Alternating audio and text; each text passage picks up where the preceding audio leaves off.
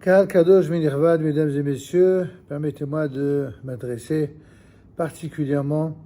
à la famille de feu, le grand rabbin Alain Goldman, Rabbi Avraham Ben Meshulam, dont ce soir et demain constitue le premier anniversaire des 12 mois. Et n'ayant pu m'associer à la célébration officielle faite à la synagogue à laquelle il était attaché, dont il était le rabbin pendant des années, la synagogue dans le 15e arrondissement, eh bien, je me devais, à titre personnel et aussi amical vis-à-vis de sa famille, de ses enfants, de dire quelques mots à sa mémoire. Ce grand rabbin était un être, c'est le moins qu'on puisse dire, qui était hors du commun dans sa génération, dans le sens où cet homme né le 14 septembre 1931 à Strasbourg et qui nous a été ravi le 4 septembre 2022 à Paris,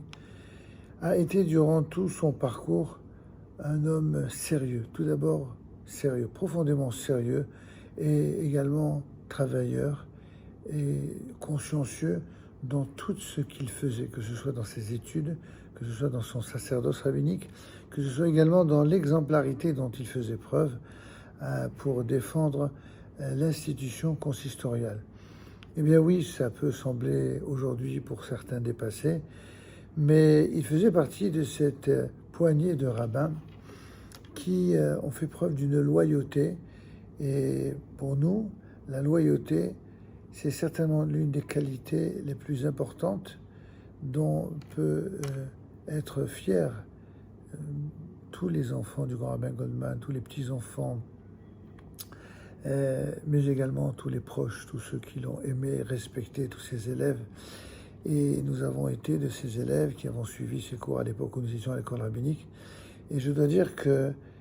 c'est lorsqu'il était lui-même grand rabbin de Paris que nous avons été accueillis au sein du rabbinat parisien, aux côtés du grand rabbin Citruc, que nous secondions à l'époque. Pendant un certain nombre d'années, nous avons travaillé, comme l'on dit, main dans la main, avec le grand rabbin Goldman, avec le grand rabbin Citruc. Et comme je le disais il y a à peine quelques heures à certains amis, eh bien, nous vivions dans une atmosphère, dans un état d'esprit où on était absolument fiers d'appartenir au rabbinat français pour une raison simple, c'est que c'était un corps, une institution où il y avait par-delà forcément les quelques divergences idéologiques qui pouvaient exister chez les uns ou les autres, il y avait un véritable esprit de famille, il y avait un véritable esprit d'unité et un esprit qui consistait à aimer, respecter et valoriser les qualités de chacun des membres du rabbinat pour ce qu'il était, pour ce qu'il avait apporté au Klal Israël ainsi qu'à toute la communauté. Le grand rabbin Goldman était l'un de ces maîtres qui a été un exemple vivant de ce que signifie non seulement la loyauté et la fidélité à l'institution consistoriale, la loyauté et la fidélité à l'école rabbinique, mais également le respect de ceux qui font partie de l'institution. Lorsque on aime, on donne tout. Je dois dire que le grand rabbin Goldman, qui habitait juste à côté de l'école rabbinique à l'époque où nous y étudions, était tout le temps là. Il était tout le temps. Il venait, il était déjà plus en fonction pour certaines fonctions qu'il avait autrefois, mais il allait reprendre en quelque sorte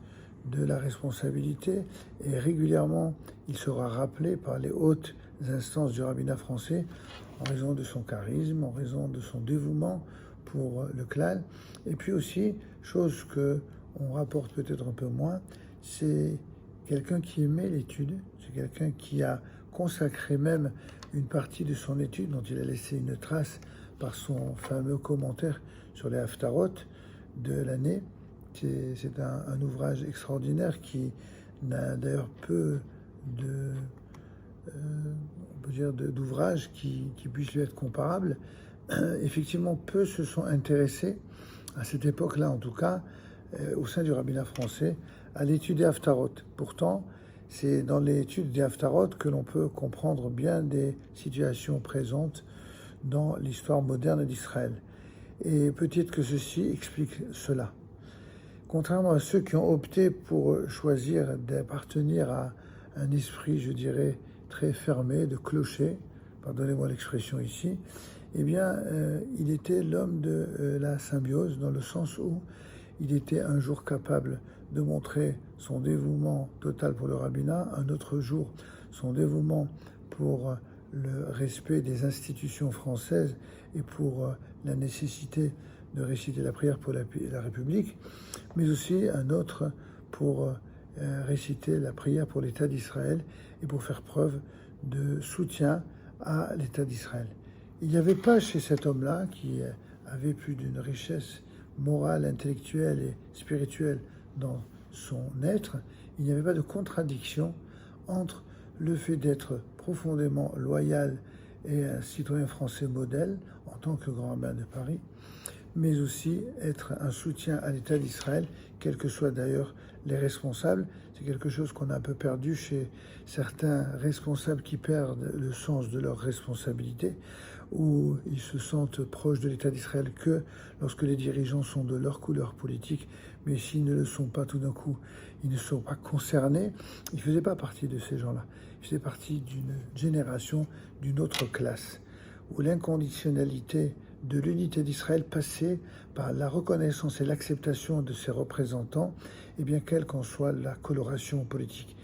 Et ce qui était vrai au plan politique, il était vrai au niveau du rabbinat. Dans le rabbinat français, il y a eu énormément de personnalités très très différentes les unes des autres, qu'il s'agisse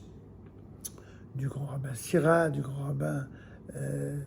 Sitruk, qu'il s'agisse du grand rabbin Bernheim, du grand rabbin actuel Chaim Korsia, tous les grands rabbins de France, mais aussi tous les grands rabbins de Paris qui l'ont précédé et ceux qui l'ont remplacé par la suite, eh bien, c'était tous des personnages qui avaient un vrai parcours singulier, une richesse dans les connaissances et dans les vertus et dans les idéaux. Et il faisait partie de ces rabbins qui finalement étaient capables de s'entendre avec tout le monde tout en restant lui-même. Il n'était pas celui qui disait les choses simplement pour faire plaisir ou pour être, comme l'on dit aujourd'hui, populiste,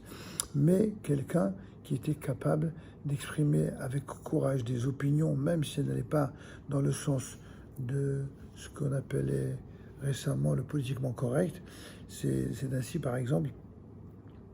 qu'il s'est distingué dans le cadre de son activité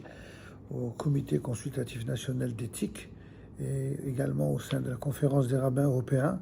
Eh bien, c'est notamment lui qui fut l'un des co-signataires d'un avis tout à fait minoritaire à l'époque contre le mariage pour tous. En 2013, c'était il y a 10 ans. Et c'est à l'âge de 91 ans qu'il nous a quittés le 4 septembre 2022. Pour ma part, je garderai l'image de quelqu'un qui avait d'une certaine manière une certaine distinction, une certaine fraîcheur et surtout l'amour réel de la fonction rabbinique. Il aimait ce qu'il faisait.